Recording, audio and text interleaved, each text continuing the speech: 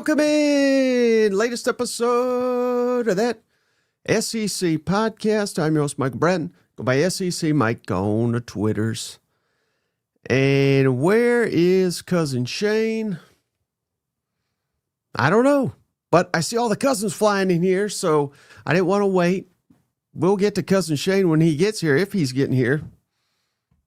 I literally don't know. Haven't heard from him today. All right, he just texted me. He says he'll be here in around 5. Well, it's good to keep a schedule here. Shout out JS Warrior, gave us $20 already. LSU AD Scott Woodward, first choice and higher in 2021, is looking for a job this season. If LSU and Brian Kelly don't work out, how quickly does Scott Woodward hit the Jimbo Fisher button? Oh, buddy. We're starting with that already. I love it. I'll give you my thoughts on that in just a second. But as always, got to let the cousins know we are brought to you this football season by MyBookie, the online sports book. Head on over to mybookie.ag. That's the website. Put in that promo code SEC. It's on the bottom of the screen. It's going to be there all year. SEC, if you put in an initial deposit over at MyBookie, they are going to match your initial deposit 100%. MyBookie.ag. Help us out. Help yourself out, really. But the number one way to help the show grow, go over to MyBookie, sign up for an account, put in an initial deposit, and don't forget that promo code SEC. So, man, Jimbo Fisher to LSU. I don't think we're ever going to see old Jimbo back in the SEC unless he's willing to swallow his pride and become an offensive coordinator again. And even that, I don't know if I'd want him as an offensive coordinator. He's out there saying he wants to be a head coach. I'm curious to get Shane's thoughts on this because we do got some Grumors to get into, and I was going to piggyback that off with Jimbo Fisher, but no, I don't think, even if hell, I think LSU's better off with Brian Kelly than they are Jimbo Fisher, given all the resources that Fisher had in College Station and the way he kind of ran that damn thing into the ground. So Gruden to Kentucky. Hey, we'll get into all that when Cousin Shane gets here. Maybe fire away with, maybe you guys got some questions. I don't know. I know who doesn't have a question, though, and that's the legend. Uh-oh, where'd it go? JR. Back again, JR. We appreciate you, buddy. He just gifted a membership. It's a little bit harder to do solo over here, so let me look and see who JR gifted to. Very, very appreciative of you, JR. JR gifted to Drumline Roller. Drumline, welcome to the family. Courtesy of the legend JR. Let me play his jingle for him. The memberships in this podcast are brought to you in part by Cousin JR. The memberships in this podcast are brought to you in part by Cousin JR. Twice as nice. Shout out, JR. We appreciate you, buddy. It's funny. Oh, I just saw the best comment so far I've seen of the program. Jimbo could be head coach at Bishop Sycamore. Anybody? I mean, what a viral sensation that was. I was trying to go to sleep last night, and I was watching the Bishop Sycamore documentary on HBO. It's what a scam artist that guy. He was a loser, man. But what a wild damn story that was. Shout out Ho and Woo Pig. Ho. I don't know how to say your name. Sorry, Mike. Are y'all working on merchandise for Cousin's birthday? We've had that. We've had that for a long time. So it's TeePublic. It's in the show notes. However you get this podcast, we have a merchandise store with all kinds of stuff you can purchase. We get a small cut of that, so we appreciate it. Gruden, Arkansas. I wanted to discuss that with Shane. I don't know if he's ever going to hop on tonight, but we'll give him a couple minutes here. Oh, Steven up. Shout out, Steven. Gifted a membership. We appreciate you, buddy. See, Steven Up's here, even though Shane's too good to show up on time. Steven Up's not. Always showing up for them boys in Tuscaloosa. It's Steven Up. Roll Tide. Thank you, Steven. He's gifted a membership to Clayton NTX. Clayton, welcome to the family. Courtesy Steven Up. We appreciate you. And whoa, we just had a donation here, $20 one. Shout out all you cousins that donate and give memberships. Shout out Bob Witten, $20. Oklahoma Notre Dame simulation national championship on YouTube. Won't ruin it for everybody, so I won't say who won. Your 82-year-old cousin. Damn, what a national championship that would be, right? Oklahoma Notre Dame this year. Historic, no doubt. I think Notre Dame's in for a rough year. They got a couple SEC teams on their slate. They're gonna lose. They're gonna lose it. Brett says cousin Shane is on his second Cracker Barrel dessert. That's probably about right. Hey, shout out.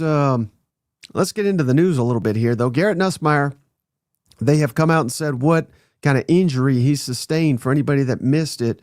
And this is straight from Brian Kelly, so this is no speculation or anything. But LSU quarterback Garrett Nussmeier injured on the practice field. We talked about this last week. Not anything that is going to derail his season by any means. But according to Coach Brian Kelly, Garrett Nussmeier has a tendonitis in his patella. He does not have a torn ACL. Brian Kelly says on a scale of 1 to 10, this is a 1.5, and Nussmeier was already back at practice. So again, this is not devastating by any means to LSU this season with the injury sustained by Garrett Nussmeier. But I have reached out to an orthopedic surgeon. Shout out my dad, Dr. SEC, we'll call him. But he's telling me what, just basically in layman's terms, because that's what I am here, that this could hinder Garrett Nussmeier all season in terms of his mobility. So does this change anything for LSU's outlook? Garrett Nussmeier already not the most mobile guy. He can get around a little bit, but I can't remember who we had on the show. Maybe it was Brooks Austin. I can't recall, but somebody that was breaking down these quarterbacks and said, the word is they want Garrett Nussmeier to be a little bit more mobile. That may not be in the cards now with this injury. Again, he could still run around. He's still going to play. Brian Kelly's downplaying the significance of this, but just something to think about with LSU right out the gate with facing Clemson, facing Florida. Hell, even Ole Miss and South Carolina could have good defensive lines to get after Garrett Nussmeier. So particularly that first game, Clemson, if Nussmeier is a little bit limited in terms of his mobility, that very well could be a difference in a game where I believe LSU is the underdog in. So not doom and gloom, but I don't think this is quite something we just sweep under the rug either, if that makes sense. And you know who else I don't sweep under the rug? Although if I had a big enough rug, maybe I could. Cousin Shane, what's up, buddy? Oh, sorry about that, man. Sorry. I apologize, guys and girls. Here's the thing, Mike, and I'll keep this short. We got college football kicking off here in 2 weeks, right? And I'm surprised you know that. Once that happens, I'm on lockdown. You know what I'm saying? Oh, okay. Until January. So I told everybody, if you got some honey-do stuff you need to get done, you get it done. Mm-hmm. I did that, helped sister-in-law. They're moving and stuff. Had to move some stuff today. So that's a downside of having a truck, because you're the moving guy. But I'm back. I apologize for being late. The professor is back. Yeah. I don't know about that, but school went log, I guess, huh? Yeah. That's it. Vol Tiger said Shane had to mix a drink real quick. Yeah, I was in court, No, wait, court's Sunday, so no. Hey, I screwed this up so bad before. Oh, Ho Hand Woo Pig just gifted Shane 5 memberships.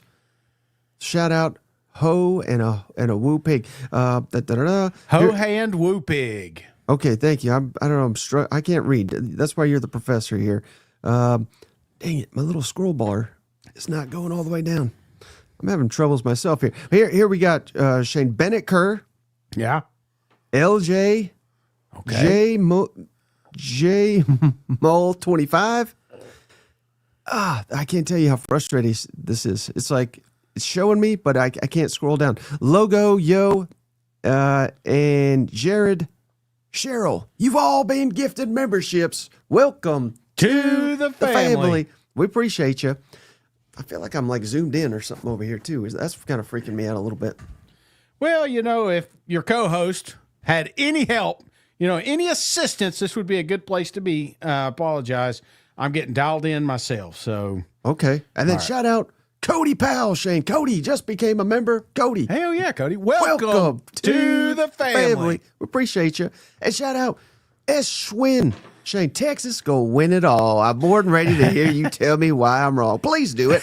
I love y'all's channel. My pick for SEC college football news. All right, let's tell him why he's right or wrong, Shane. Over at Texas, going to win the national championship.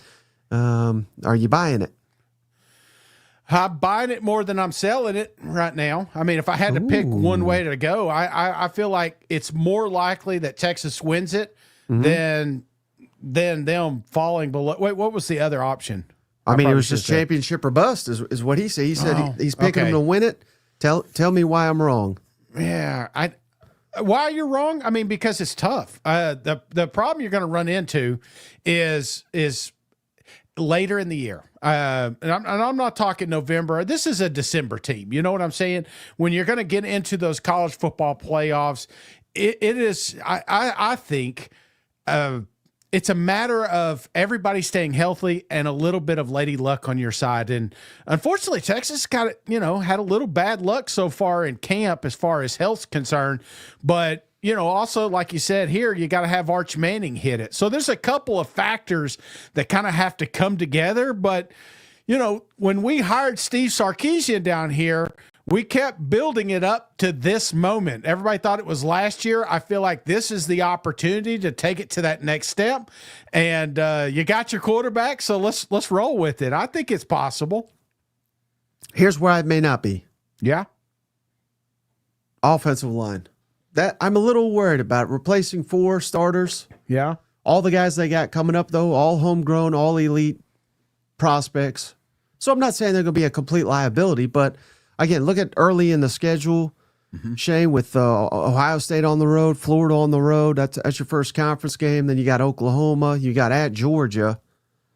So I would certainly think by Georgia, the offense, and hell, probably even by Florida, you'll have the offensive line in gear. But if not, if there's a hiccup there, and again, one game won't kill you. 2 games won't kill you. But I don't know. I'm just slightly concerned. I think Texas will probably have the best defense. Them and Alabama, I think, and I guess Georgia. But really, I'm giving the edge to Texas. Texas' best defense. Let me ask you this. Let me reword it. Is it more likely they make the playoffs or miss the playoffs? Make the playoff. And I feel like once you're in that dance, now is when things get tighter. And you're talking about the offensive line. Hell, they just lost a kind of a swing guy there on that offensive line. So that's what you got to have late November, early December going in there. And I think kind of hindered them a little bit with the running backs banged up last year. They had some injuries as well. So yeah, if it's just championship or bust, I'm not taking any Georgia, Bama, none of them. I'm not. I would take the field over one if that makes sense. Yes. Seeing, hey, shout out Bear SEC. Shane just gave us $20. Seeing cousin Shane appear on screen has the same effect on me as my wife walking through the bedroom in lingerie. Oh my God. Howdy tatty, he says. Whoa, buddy. So hey, there you go, Shane. That's quite the compliment. Yeah, that's the first one for me, Say something nice about Ole Miss for him. Are we doing our over-unders yet? Well, we can. Yeah, okay. Let's table that for just a second. So shout out Bear. We got something nice apparently coming for you. But I did want to hit you with this. So yeah, that was the show topic. I asked Shane to come prepared. I didn't tell him to show up on time. My mistake. I should have told him to show up on time. But I did tell him to think ahead. So we're going to do guaranteed over-unders. I don't know Shane's. He doesn't know mine. I'm just kind of curious to see where we land on these. But before we get to that, I got to ask Shane. I put it in the thumbnail and everything. This got me over the moon. I don't know about you.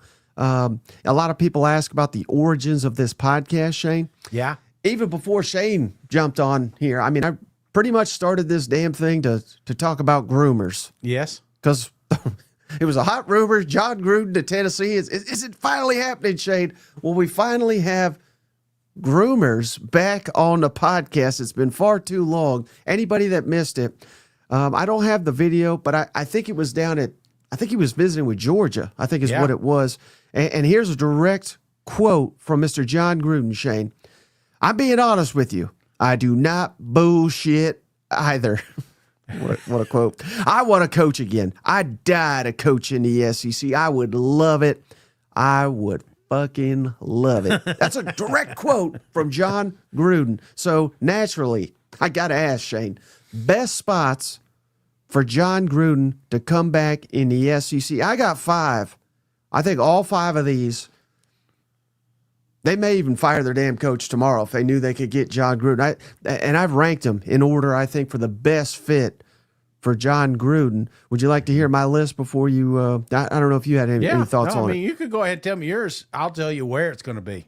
Okay, so number 5. I mean, everybody that saw this, the number one reaction I saw. Yeah. And I don't think it's fair because it's just, I think this fan base is ready for their next coach. They're ready to move on. So naturally, let's go get them. Number 5, I got the Arkansas Razorbacks. They're you know, again, every nice thing you say about Sam Pittman, I've said time and time, I think he's actually an underrated coach. People will disagree with that. But, you know, Jon Gruden, I think he would certainly consider the Arkansas job, Shane. And for those that don't remember, I'm sure diehard Razorback fans are aware of this. Before they hired Sam Pittman, Shane, they interviewed Deion Sanders. Yes. And this was before Colorado, obviously. This was before even, Jackson State.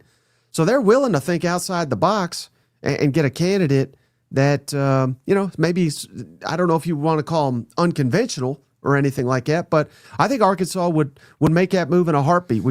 Thoughts on Arkansas? I think Arkansas would be nuts if they didn't take the opportunity. I just don't know, because I think of it as tiers. I think Jon Gruden is, whether you like him or not, I think he's in a tier that requires a certain prestige, and right. And I would love to see him there. I believe he'd put Arkansas right back on the map, but I don't know if Arkansas can afford Jon Gruden. Right. Okay. Yeah. I think you nailed it. So that's why I put him number 5, right? Yeah. They may want him. Yeah. But a couple have got to pass first. Yeah. I mean, you interviewed Deion because Deion was, you know, a big name, but he didn't carry that high probability, you know, that high paycheck, if you will. Right. But now it's kind of switched. Exactly. All right. Number 4, Shane. These fans think I hate him? No. You get Jon Gruden, you're right on you move up to the number 1 on my board, perhaps, Shane.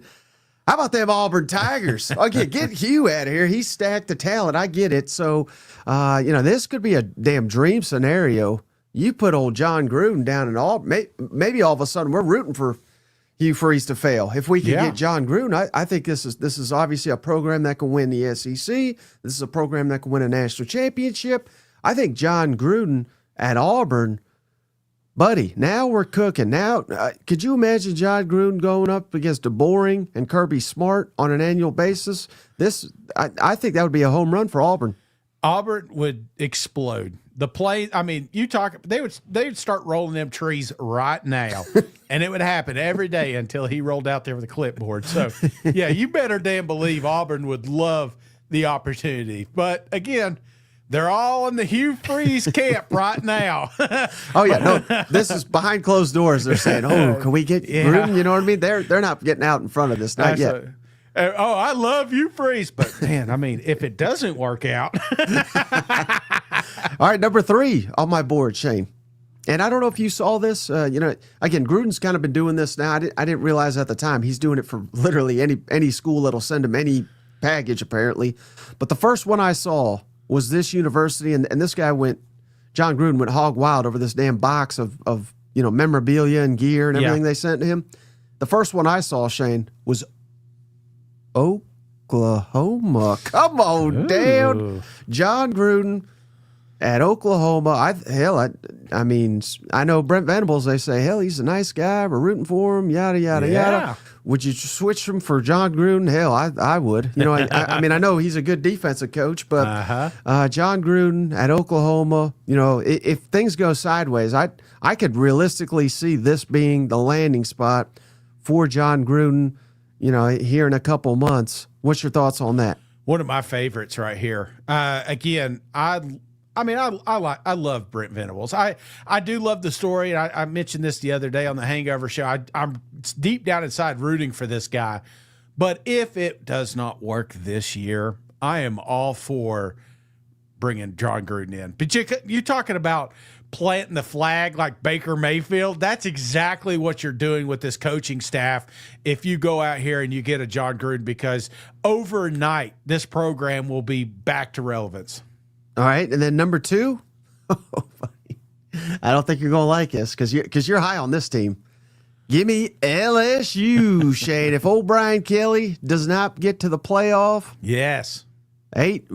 We had Bobby Burton. I put the clip out this week. 8-4, 8-C your ass. You know what I mean? So if it's that bad, if it goes sideways that bad, I think LSU would be wise to get into the Grumors. Yes. Thoughts on Jon Gruden at old LSU? I like it, and I think it's very realistic that it could happen. You know, both camps. This is an LSU team that if I was a coach coming into the SEC, you really want to compete with the Nightmares down there in Athens, then you go over there to LSU and you roster a group of boys that can do it. So I think LSU would be a destination that Jon would love to go to. Right. Well, and then number 1 on my board, Shane. Now I know you ain't gonna like this one. He's famous down here in this state. He's won a Super Bowl. Give me them Florida Gators, Shane. He wouldn't even have to move that far. And again, hell, we have diehard Gators on here. That ain't sold on old Billy Napier. You know. So again, the way I'm looking at it is, if things go sideways, Shane can't get this schedule out of his nightmares. This is a move that could be made quickly. And, I think even though DJ Lagway, who's the biggest Billy Napier fan in the world, I think is the only way you keep a DJ Lagway. Yeah. You hire Jon Gruden, you say, hey, we all know your end goal is to go to the NFL. Uh-huh. There's literally not going to be anybody better you could go to. You could stay here. You could stay with the same players. Jon Gruden is a hell of a coach compared to old Billy Napier. Now, this could be the dream scenario for the Florida Gators if things don't work out for Billy Napier. Thoughts on Jon Gruden to Florida? Knock on wood if you're with me. Yes, I would obviously, similar to, I guess, kind of an Auburn situation. I think Florida fans, they're like, okay, this is the last chance. You've like really screwed up everything up to this point, but I love this team. I love our quarterback. I love our odds here. And I mean, hell, they're back in the top 17. How can you not say Florida Gators are kind of back? But if you have a couple early losses, then all of a sudden those guys are saying, hey, we're not putting this together for NIL anybody. We're doing this for buyouts, and we're getting him out of here. Absolutely think this would be a fantastic spot for a guy like Jon Gruden to land. And then I know, I think I already know the answer, Shane. Yeah. But would you trade Heupel for Gruden? Heupel for Gruden? No. Okay. I'm all in. I'm glad you didn't hesitate there. But he is up here. I see. I've talked to several people that he's in this area. He's in East Tennessee. Yeah. And everybody knows his wife. And his wife went to Tennessee as a cheerleader, Shane. I know. He loves Calhoun's. Oh, Jon Gruden. Oh, man. Well, you know who we love? Dylan Head, Shane. Hell Dylan yeah. just became a member to the channel. Welcome to the family. And also shout out Thor, Shane. Thor Kane gifted 5 memberships. I got these names if you need them. Yes, sir. I got Wesley Looney. I've got Snaker 2015, Willie Eubanks 4898, Floorlot, and Shagadelic Spy. Welcome to the family. We appreciate you, Thor. What a cool name. And then Stringer Films also says, hey, I want to see Gruden double fisting cowbells. that would make sense too. You know what? He'd do it. He would do it. I just, Gruden, for Gruden to go to Mississippi State, I'm not just being mean. I just feel like he has to be out of coaching for a little bit longer. And he has to be like kind of away from Barstool. And people they're all on it right now. It's like a Jeff Fisher coming back. Then I could see that being a Mississippi State move. Yeah. All right, Shane. Yeah. On to the show topic. Oh, wait, we had one more. Shout out Harmon J.C. Vaughn. Come on, cuz. Welcome to the family. We appreciate you, brother. On to the show topic, Shane. And just side note, we're going to do a bit of a deeper dive into this tomorrow morning on SEC Hangover. So be sure to be there at 7:30 because I've got some pretty funny photos for you. Wait, are you talking about updated groomers? Yeah. Dude, this show's just going to be groomers from here on out. Crank it up, man. You know what I'm saying? Let's do it. All right, guaranteed over-unders, Shane. Yes. Yeah. I don't know about you, but I think I'd kind of like to start with the guaranteed unders. Yes. How's that sound? Sounds great. Absolutely. All right, so I ranked mine. I don't know if you did. Yeah. I didn't rank them, but I got 3. Okay. Okay. So these are so I'm going to go in reverse order personally, Okay. meaning this first one, I know this is confusing, but the first one I give out, even though this is a guarantee, I'm least confident in it. Does that make sense? Yeah. They'll get stronger as I go. So number 3 on my board, guaranteed under. Ole Miss, 8.5. Again, I think we're getting wrapped up in the schedule. Like, oh, buddy, they should be favored in every damn game except maybe 2. And they got Lane Kiffin. All Lane Kiffin does, win 10 games, right? So Yeah. even though, shout out Pick 6 previews. Go check out that interview. I dropped it this weekend if you missed it. Had the second best team in the country last year. Dropped 3 games. So if you have the second best team and you drop 3 games, imagine if you have like the 15th best team. How many are you going to drop? So I think Ole Miss probably going to go 8-4. Again, I'm not saying like 4-8 or anything crazy, but I think 8-4 that gets you the under. I think Ole Miss takes. I mean, I've been saying the same damn thing all off season. Ole Miss takes a big step back. Give me the under and Ole Miss. Do you think I have a little bit to do with this? I mean, because I've been pretty negative about them Ole Miss Rebels coming into this season. Do you think, because I've come around on a few teams like Texas A&M, even the Florida Gators, as much shit as I give them because of you. Do you feel like I've kind of brought you back to reality with Ole Miss here? Shane, you are such a sunshine pumper that when you're down on someone, I'm like, you know what? He's right.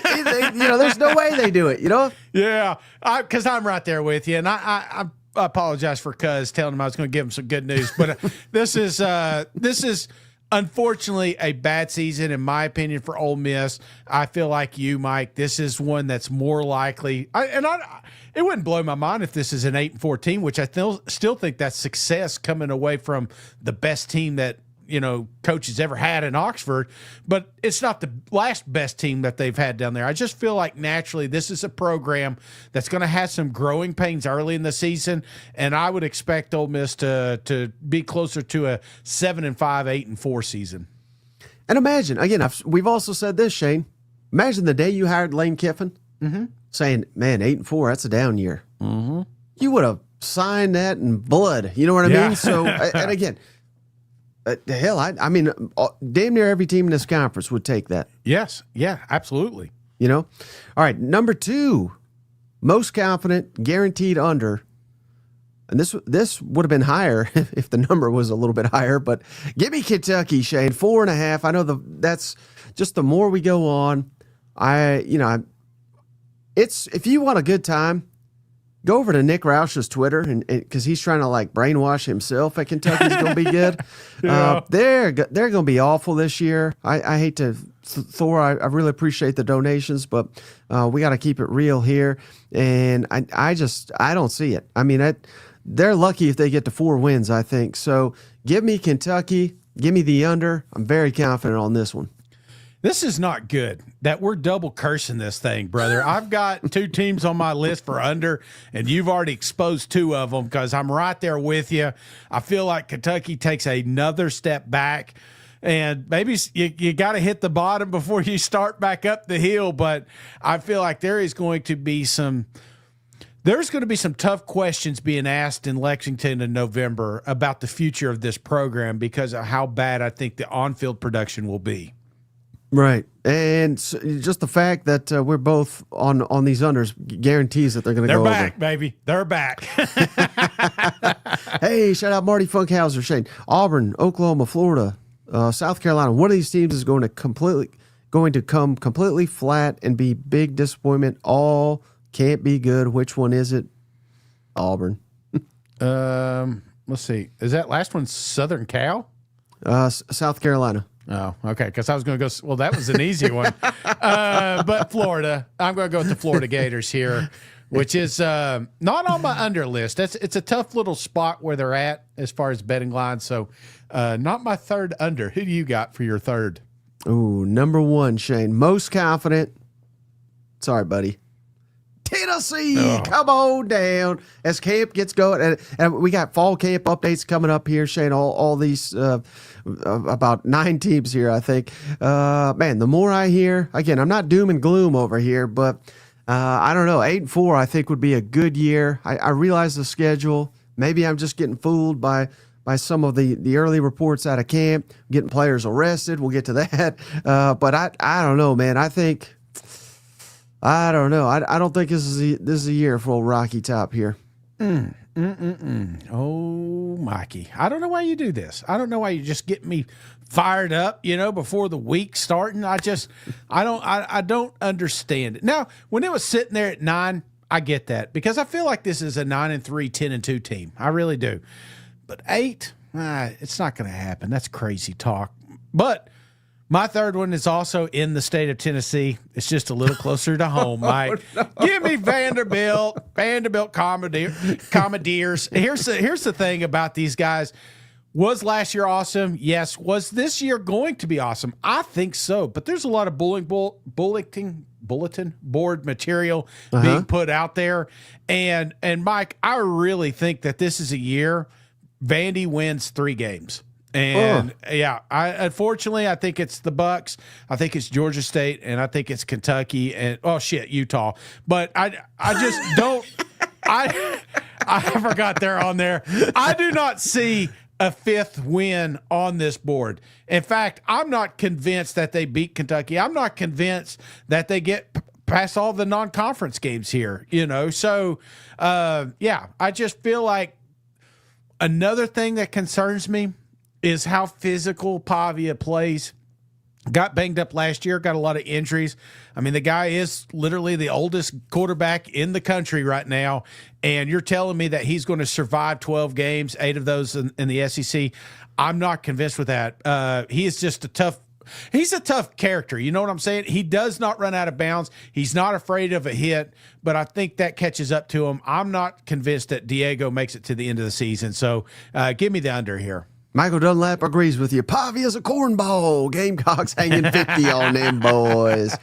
Well, how about the facts, Shane? I mean, we played it. Remember, he said the backups laid off the ladies, so even the backup quarterback's good to go. So even if Pavia misses some time, they're solid there. Man, I can't disagree more. We'll get to that in just a second. Guaranteed over, Shane. Yes. I almost put Bama on here. Yeah.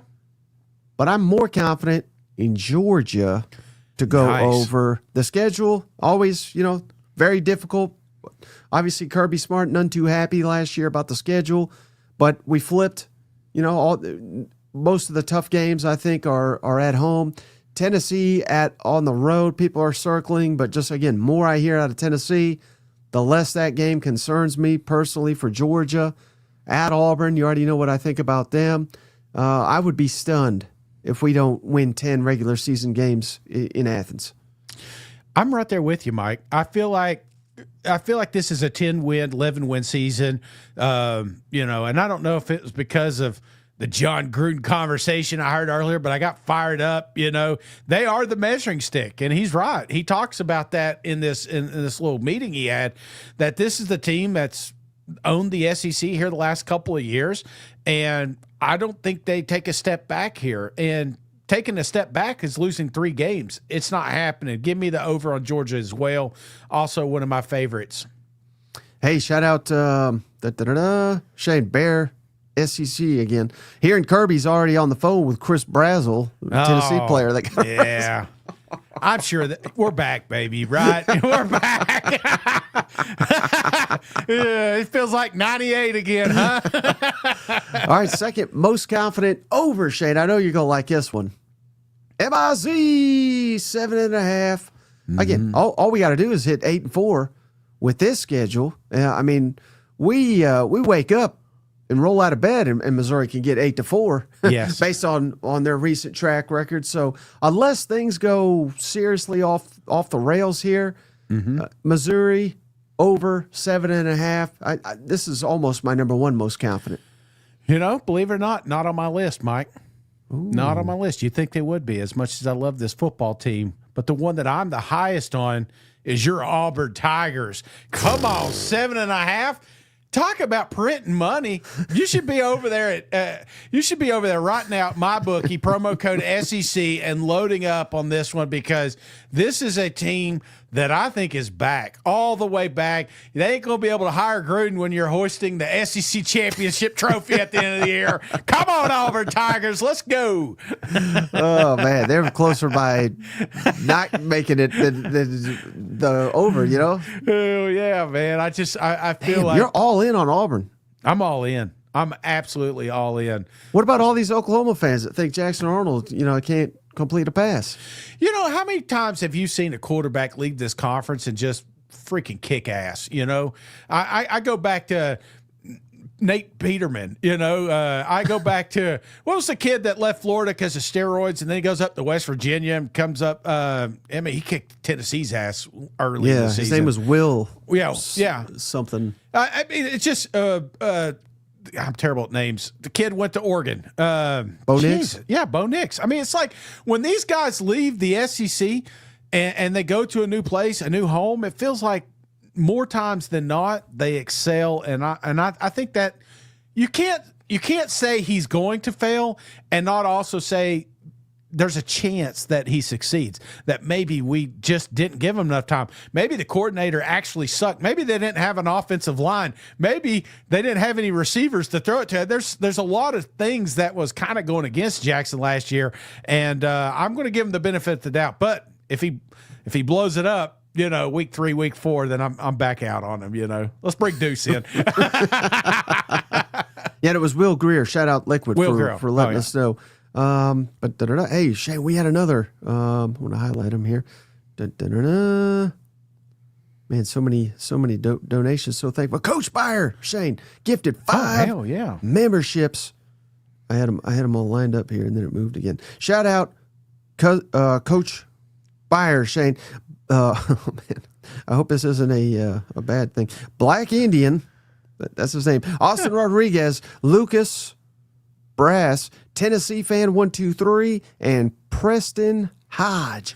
Welcome to the family. Courtesy Coach Byer. We appreciate you, buddy. Thank you, Coach. Appreciate that. Yeah, he's in the spirit. He's in camp mode. He's in camp, that's right. Wearing his whistle everywhere, just yelling at people. I love it. Wait, so you gave us, how many did you give us guaranteed overs? I gave you 2. Am you ready for the third one? I'm ready. My number 1, Shane, and I feel great now that I know that they're on your shit list, basically. Yeah. Vanderbilt 4.5. It's more about the number than anything. Hell, all we got to do is go 5-7. Yes. After winning 7 games last year, and I think Vanderbilt's going to be not just like a little bit better. I think they're going to be much better this season than they were last year. So I don't know. I don't know what you're smoking, buddy. I don't know what all these haters. I think Diego Pavia, maybe he just talks a little too much and it's rubbing people the wrong way. But I think what it's doing, Shane, is changing the narrative there on the West End. I think it's giving that team confidence that they can go out there. Hell, he just went on national television. Paul Feinbaum said, the goal is to win the national championship. And hell, even Paul laughed in his face. All that's going to do is fuel this guy, fuel this team to prove people wrong. Vanderbilt 5-7. That's the lock of the century right there. I don't care what he says, man. It's like me telling you I'm going on a diet tomorrow. How many times I told you that? How many times I've got a new adventure. I've got a new elliptical. I bought a new rower.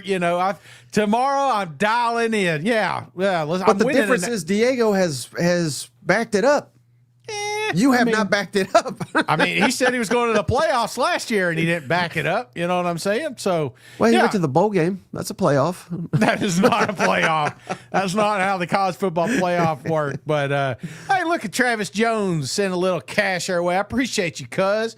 Texas wins the SEC. Arch wins the Heisman. Texas wins Natty. Cousin Mike's head explodes. Hook 'em horns.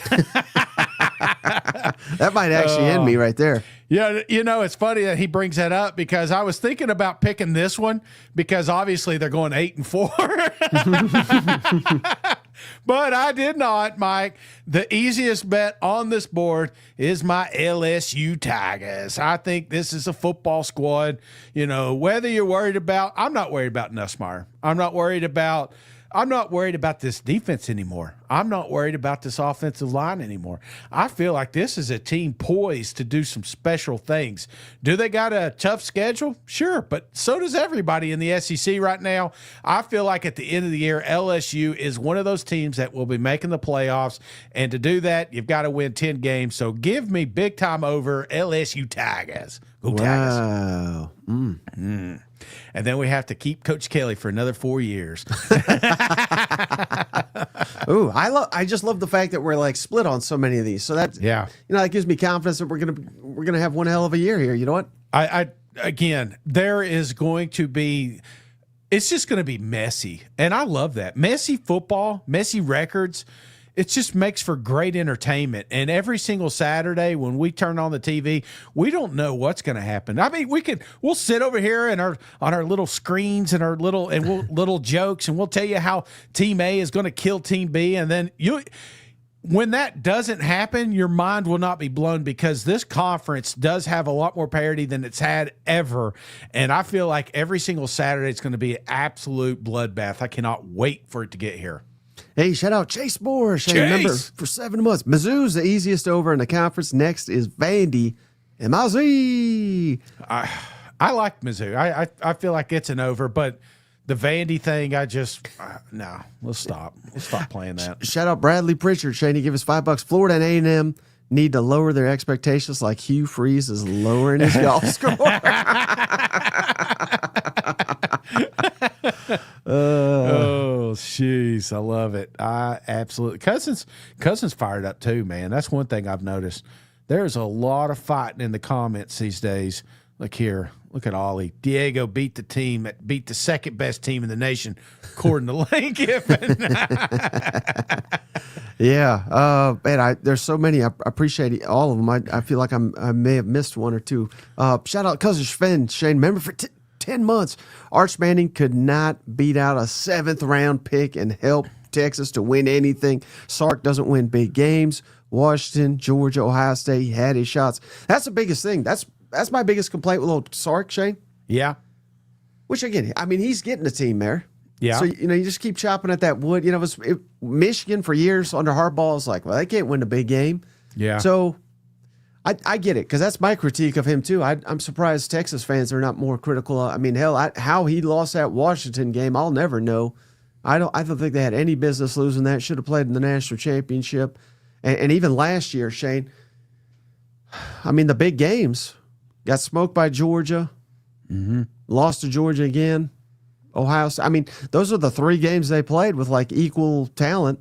Yeah. They couldn't get it done. So I still question whether Sark is a championship coach, but it's hard to argue with anything he's done up to this point, aside from winning that elusive national championship. But he's got him right there knocking on the doorstep. Let me ask you, one of the cousins asked here, I'm this Vol Tiger. I'm worried about BK if they lose to Clemson. And let me just word it this way, Mike. If they do beat Clemson, how confident are you they hit the over? Like on a scale of 0 to 100. If they beat Clemson, If they beat over. Clemson, yes. Probably 80%. And if they lost that game, what would that number be?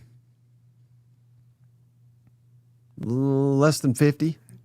Like, I thought it would be low. I would honestly say that's how pivotal that matchup is.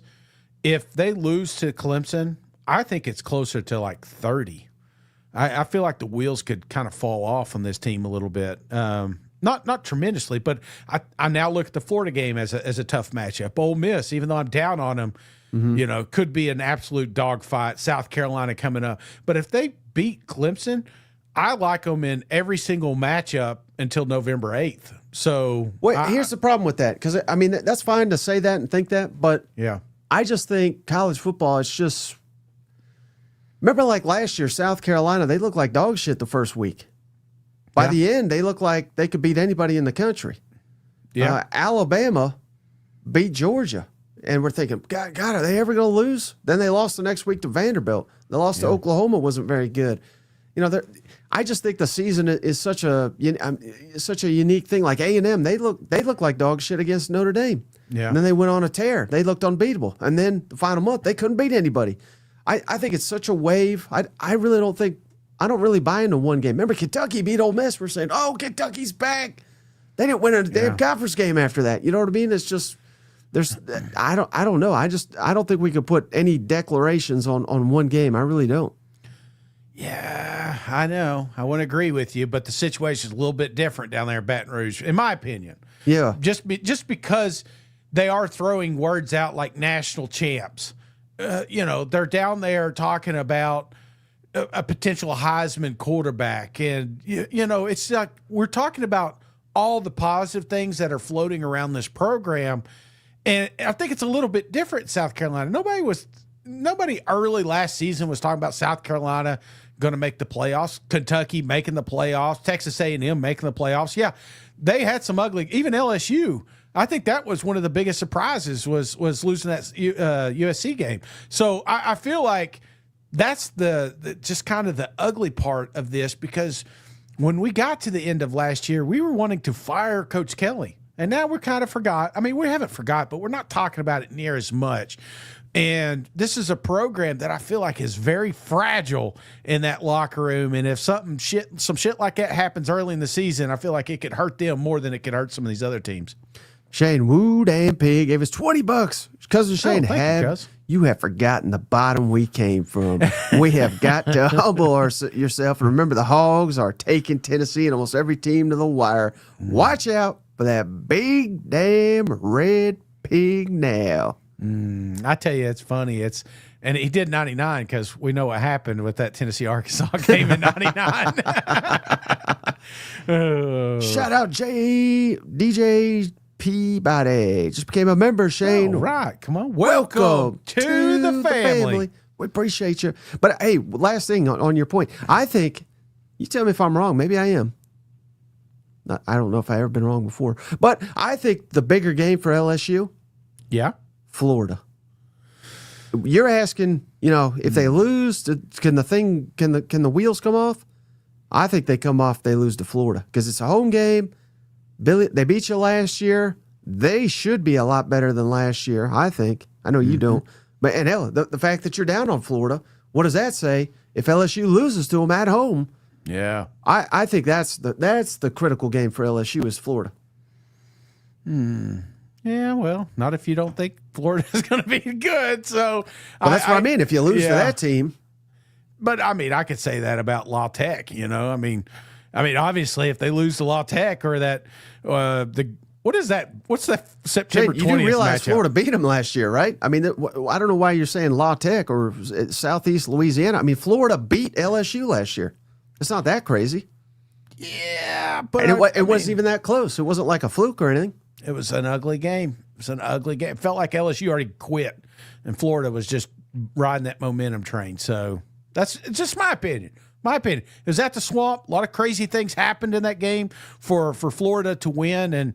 And yes, I get what you're saying. If they lose to Florida, but Florida is now a top 17 team. So, I don't know if losing them to or USC. Florida had just lost to Texas 49-17. Yeah. And they turned around and beat LSU by double digits. Yeah, I don't know what you're trying to fight about here because I think losing to any of them, should hurt Coach Kelly. Well, you just compared Florida to La Tech. Well, I mean, wouldn't you fire Coach Kelly if he lost to La Tech? I don't know. I just think Florida is that critical game for old LSU in the first month. Oh, what a September 20th. Now, who is that again? Southeast Louisiana. What a logo, man. Looks like a family crest, something you see at the end of the driveway. It's like not Lord of the Rings, but Game of Thrones is kind of what it reminds me of. Yeah. All right, hey, so many I mean, we're damn near an hour in here, Shane. We had scrimmages all across the SEC. All right, so I'm going to give you all the notes that I have about all these, but let's go team by team. And I wanted to do this specifically, starting with the teams that got quarterback competition. Shane, yes, Missouri second scrimmage. Eli Drinkwitz says it is a 2-man battle now, so at least that's good. Sam Horn, Bo Prabula, of course. Yeah. No turnovers on offense, so that was good, but no separation in the quarterback competition. The battle continues. According to Drink, good job by both quarterbacks. Was really looking to see some separation today, but did not see it. Does that do anything for you? Does that concern you? Does it tell you they got 2 good quarterbacks? I don't know.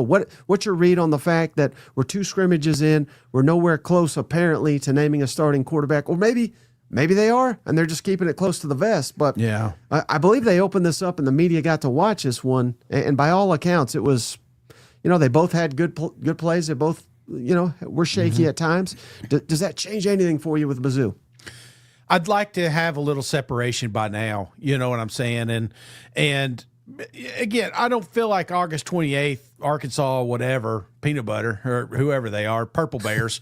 I don't think that's a crazy matchup, but this is a schedule that ramps up real quick after that, and a must win on September 6th with Kansas.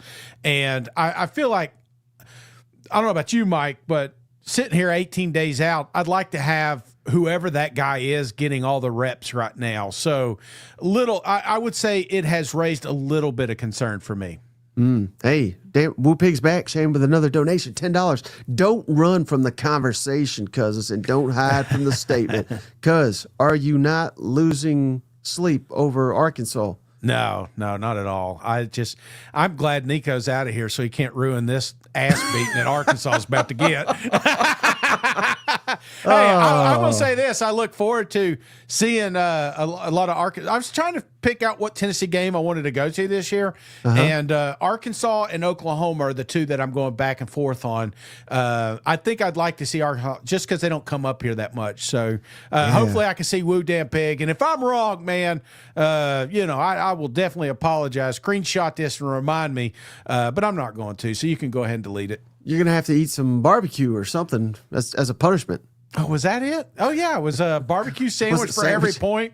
Yeah. Yeah, let's do that. Everybody said, that's a win-win for Cousin Jay. No, but hell, 17, that's 17 barbecue sandwiches. That'd take a while. Yeah. Damn, look at my face getting red. Already blood pressure just spiked just thinking all them barbecue sandwiches I'm probably going to have to eat. Hey, shout out Gunner, Shane. Gunner Ward, he just gifted a membership, Shane. He gifted it to Stephanie. Stephanie Lee. Stephanie, welcome to the family. Appreciate you, Gunner. Big LSU fan. I take back everything I said about LSU. They're going undefeated. And then shout out Dale Butler. Just became a member, Shane. Dale, yeah. welcome to the family. Hey, but back to Mizzou real quick here, Shane. Yeah. I wanted to share this. So, Ahmad Hardy, amazing running back, right? Yeah. Predicting big things for him this fall. Mm-hmm. He didn't play. Ooh, now why? That's cause for concern, right? Right. Here's what Drink said. He proved to us in the first scrimmage we don't have to tackle him live again. So, no, he's $1 million.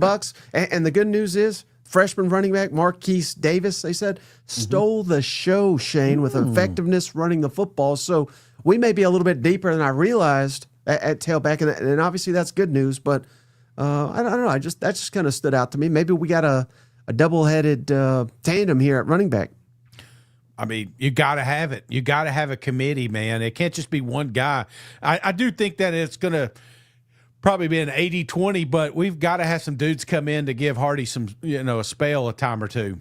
Yeah. All right. Now, speaking of quarterback competition, Shane. Yes. Oh, buddy. Speaking of being dad, I mean, this is kind of part of it, but still a 3-man battle apparently on Old Rocky Top with Joey Aguilar, Jake Merklinger, and the freshman George McIntyre, Shane. Josh Heupel said all 3 of those guys have shown some good characteristics with special things with the ball, managing the game, blah, blah, blah, eliminating negatives.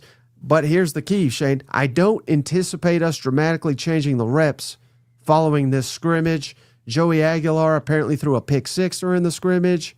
George McIntyre, the freshman, apparently he looked the best. Yeah. But he went mostly against the second and third teams. So I don't know what the hell to make of that. But it just seems like, we're either further away from an answer here. And maybe that was to be expected because, again, this is Joey Aguilar's first time in this camp, but with Tennessee, of course. But I don't know. What's your thoughts on Tennessee having still a three-man, apparently, quarterback battle? I mean, we got more quarterbacks than we do receivers right now. So, I mean, if they're not getting arrested or banged up, it just feels like these guys ain't got a chance. So, I've heard a couple of things here as well, and I feel like it's more of a two-headed monster, and similar to Mizzou, I feel like this situation, this one's more concerned for me than the Missouri one because Syracuse can beat you. And I feel like we've got to really get this thing straightened out here sooner or later. So I would imagine before the week's up, we'll have a guy being the QB1 there in Tennessee. Now, again, it's good news, bad news, right? Because apparently the Tennessee defense, the first team at least, allowed no scores. So maybe the defense is going to carry him again. He'll carry him all the way to the playoff last year. Preseason All-American cornerback Shane Gerard McCoy back on the practice field in recent days. That's great news. He didn't play in the scrimmage, but obviously progressing there to get back. And Heupel did say their new running back, the Duke transfer Star Thomas, dramatically different player in camp. So it's not all bad for Tennessee, but it is bad because allegedly Chris Brazel arrested, suspending license. Again, he's not been practicing. He's projected starter. And that's the Knoxville News reporting that he got arrested, driving suspended license. Thoughts on that? And I don't know. I mean, it's not. It just seems like there's a little bit of a. I don't know if culture's the problem, but it seems like there's a little bit problem brewing behind the scenes with Tennessee. Well, I wouldn't say suspended license. I mean, who hasn't done that, right? I mean, that's a requirement in East Tennessee. I feel like the bigger concern is the coaches not knowing his license are suspended to begin with. It feels like if there is any active capiases or warrants or anything like that, that the coaches should know this so they can get this cleared up. So you're blaming the coaches? Yes, absolutely. These are kids, Mike. These are poor, innocent children that don't even know where. I mean, have you tried to get to Knox County clerk's office? I have not. It is an absolute nightmare. So, I mean, I guess you could do it online, but if it's suspended, he probably had to go to a court. Couldn't do it because he's working out or he's building houses for habitats or something. I don't know what he's doing, but I'm sure it was a good reason, and I hope that they get him cleared up sooner than later. Comments or thoughts on this Bear SEC, Shane? Auburn is crazy enough to hire Jimbo after firing Hugh.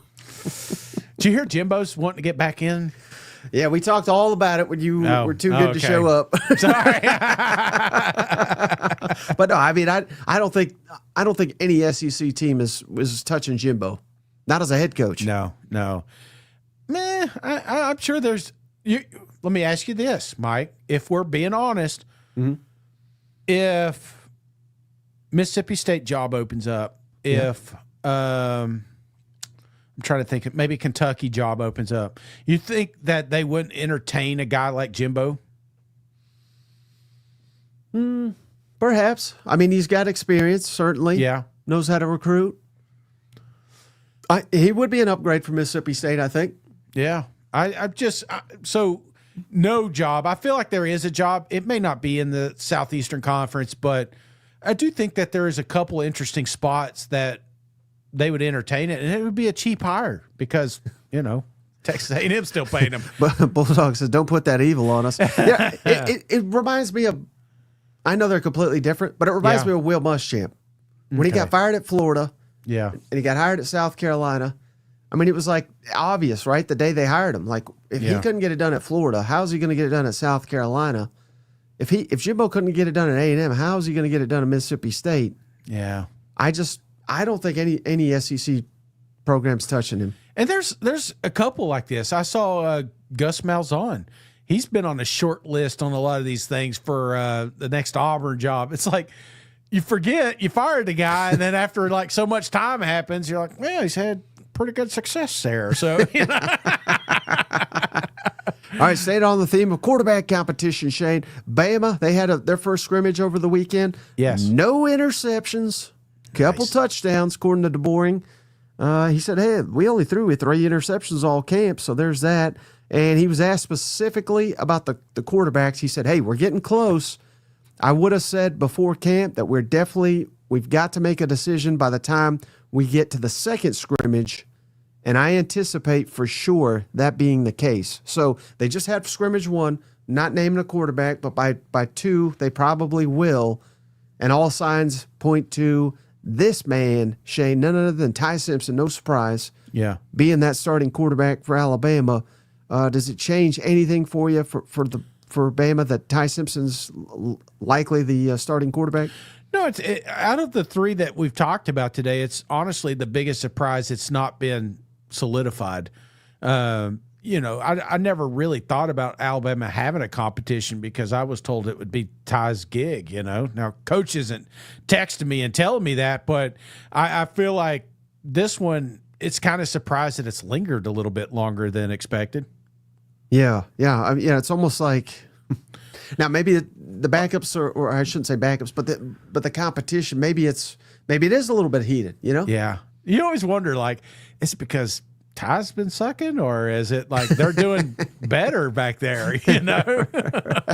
Hey, shout out JS Warrior, Shane, $20. Rating the Price by Armin Contain and John Talty. Really good book, by the way. I highly recommend it. Chapter 11, The Rise and Fall of Jimbo Fisher. Scott Woodward really wanted him at LSU at the end of 2021, and I think that relationship is still the same. It is, but I mean, that's an eternity in college football. 2021. Yeah. I mean, I'm trying to think off the top of my head. You know, it's kind of hard going back that far, but there's coaches that were deemed elite, like Lincoln Riley. Lincoln Riley was probably, God, who wouldn't want Lincoln Riley? Now at Southern Cal, they're like, good God, how do we get rid of Lincoln Riley? You know what I mean? Like some coaches rise and fade, and I don't know. I mean, you can't bring Jimbo to LSU, can you? What surprises me, I feel like sometimes we give these coaches too much credit when ultimately it comes down to them just having 1 or 2 special pieces of talent on their roster. And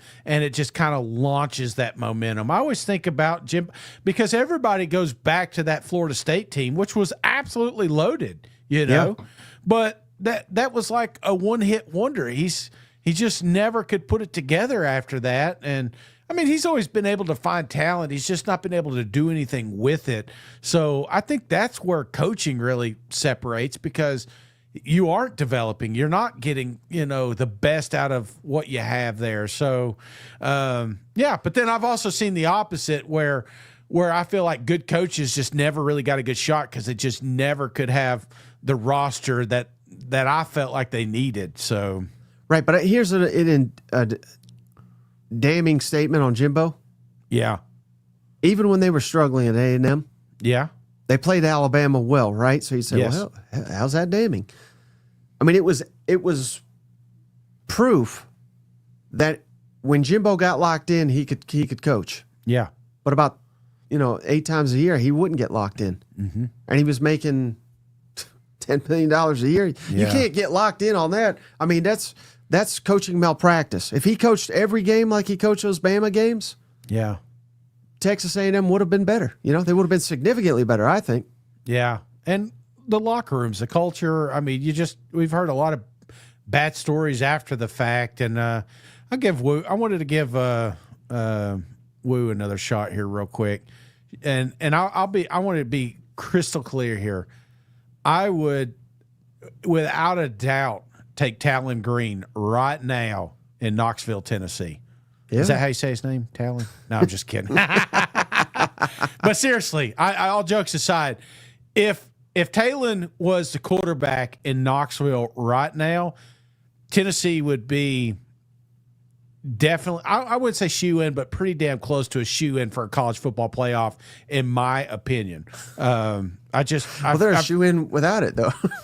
In your opinion. Oh, no, I would say shoe in. I feel like Tennessee's going to have some breaks go their way, especially with this quarterback room. But I'll say this. If they had Taylor Green, no doubt in my mind, this would be a 10, maybe even 11 win Tennessee team. Yeah, no, I kind of agree with that. Hey, now another one, Shane. I don't think this is quite a quarterback competition. Yeah. But they haven't named a quarterback yet. Shane, Georgia, they just had their first scrimmage. Gunnar Stockton, Ryan Puglisi, and even Ryan Montgomery apparently is looking pretty solid, Shane. But defense won the battle in the trenches. And how about this? This is not a guy, we've talked up Noah Thomas, a transfer receiver from A&M. One guy we haven't talked a ton about since his transfer, receiver Zachariah Branch from Southern Cal. Yes. He's a guy that everybody wanted, that Georgia won out on. He apparently had a really nice scrimmage, and the fact that he's breaking out, again, another weapon for them dogs. Everybody may be sleeping on Georgia. Any concern, though, that again, we're a scrimmage in yet, and we have not named a starting quarterback? I'm kind of curious why it's not been Gunnar yet. I'm 98% sure it's Gunnar. You know what I'm saying? So I don't know what this is. Maybe this is that, that whole week one thing, competitive edge, whatever, which I think is stupid. But ultimately, I feel like that's the case here. For some reason, we've got to hide from Marshall. Can't tip him thunder and herd off. You know what? Exactly. So, no, Gunnar's your guy down there. Just like Ty's your guy in Alabama, but we'll play the game. Right. Well, speaking of playing games, Shane, Florida had their first scrimmage of camp. DJ Lagway, he did participate in 7-on-7, but did not participate, Shane, in the 11-on-11 scrimmage. And this is maybe the most peculiar. I mean, Billy Napier says some weird shit, right? Yeah. Here's what he said. I think the big thing would be we're going to have to play complementary football regardless of who's playing quarterback. If you do your homework here, 85% of the time, the team is going to play with two quarterbacks. History is the best indicator of the future. So he's basically saying we're going to play two quarterbacks most. Like, what is he talking about? 85% you play two quarterbacks. How many elite championship teams play two quarterbacks? And I can't think of many. Maybe he is talking specifically Florida, Tebow and Leak. I mean, that's the one everybody goes back to. Yeah. That's like the only one I can think of. Jalen Hurts, Tua, I guess, but that was, they don't have Jalen Hurts and Tua in Gainesville right now. No, and I feel like if you don't have any injuries, 100% you're not swapping quarterbacks. Right. I mean, well, maybe they're like a trick play here or there if you got a Mike Wright in your locker room or something. But I feel like, no, this is more of a concern about the health of DJ Lagway and, man, a concern on those betting lines too. So maybe in Florida you should have went to under. But I just feel like, I don't know, man. I just don't know. I have no idea how this thing plays out, and I would say this. I am more nervous the further we go into this thing about the future of DJ Lagway down there in Gainesville. Yeah, I mean, it just had some time. I mean, he needs the reps, you know? Yeah. It's again, he didn't do spring. Yes. It's limited now. I mean, it's questionable. But you know what's not questionable, What's Shane? that? Jaden Ball had a 40-yard touchdown run, so I think he's going to be as beastly as we've been hyping him up. And they say linebacker Aaron Charles was also maybe the MVP of the whole damn scrimmage. So they got a lot of players down there in Florida. I don't think it's just the DJ Lagway show, as much as Cousin Shane's trying to make it. But again, if we're talking playoff, we're talking potential championship, yes, cannot get that done without DJ. So that's going to be fascinating to see. How about Texas, Shane? They had their first scrimmage. Defense won the day, apparently. That's pretty standard across the board. But Shane, Arch Manning and Ryan Wingo allegedly connected on 3 touchdowns. So it's pretty wild when your defense wins the day, yet your Heisman candidate scoring 3 touchdowns to your breakout receiver. So thoughts on old Arch having allegedly 3 touchdowns and Ryan Wingo being dominant after missing a little bit of camp early? I try not to get too excited about it because I've got 4 more years of watching this. Apparently, if you ask his grandfather, but no, seriously, this is the hot train rolling. This is, I mean, how can you not be super excited about what Texas is going to look like this year? If you're a Longhorn fan, I mean, you are booking. I mean, literally, you are booking hotels for the national championship because you're there. So, big year, and they keep rolling like this. It's going to be tough, man. I mean, the paparazzi around this kid, he ain't even going to be able to go out and eat in town. You know, he can't now. I would imagine he's got to Uber everything. Yeah, well, he's a hell of a player, Shane. Yeah, but he's no John Mateer. Come on, Mateer, Shane. Oklahoma had their scrimmage over the weekend. No turnovers from Mr. John. Runs like a Mateer there. So that's great news. Again, I think defense was probably the winner here based on what I heard. But a little bit of unfortunate news, Shane. Starting offensive lineman, projected left tackle Jacob Sexton, injured. Yeah. I don't think it's significant by any means, but I really don't know the how long that could be. So Oklahoma, that's one position you literally can't afford a bunch of injuries is offensive line. So hopefully he gets right back into action, but that could be devastating if it is significant. Oh, yeah. You think this is – I mean, the Sooners probably just freaked out when they heard the left tackle got banged up. This is kind of what held them back last year. I forget all the other stuff. I felt like that offensive line was such a key piece to the lack of success Oklahoma had last year. So you're right. It's not as thin, I don't think, as last year, but you cannot afford to lose anybody right now. Mm-hmm. And then Arkansas, they had a scrimmage, Shane. Apparently running back Mike Washington was the standout, according to Sam Pittman, a 62-yard touchdown. Second play of the game, Shane. That was a pass from Taylor Green. I'm sure the pass set him up. Mike Washington also had a 40-yard touchdown run. And according to Sam Pittman, Taylor Green had 5 or 6 touchdowns. So right back to Woo Pig here, Shane, hyping up Taylor Green. Sounds like he looks like $1 million in the scrimmage. Now, we could, literally everything we say about these scrimmages, you could say, well, quarterback's going to win the Heisman. Or you could say, well, we don't have defense this year. So I don't know where the truth is, but I would rather my potential All-American quarterback look like $1 million in the scrimmage. And that's what the Razorbacks got. They said Sexton had a mild concussion, which again, I don't know what a mild concussion is, but it's funny. When I was growing up, they just called them stingers, and you were told to get back out there.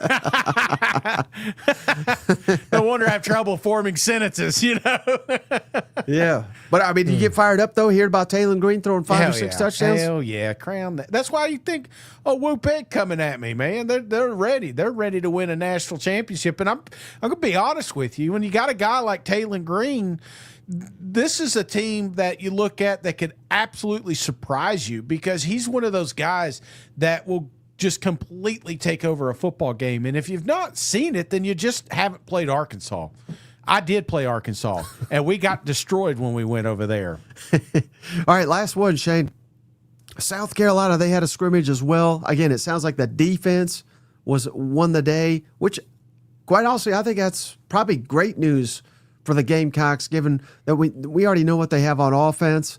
And Rashul Faison, he participated in the scrimmage, Shane. So I think that is a promising update that again, they anticipate that he's getting cleared. He's obviously in game shape and all that. So good news, I think, for the Gamecocks. And then shout out, people were seeing this, Shane. I don't know if you saw it, but I think this comes from the Netflix series.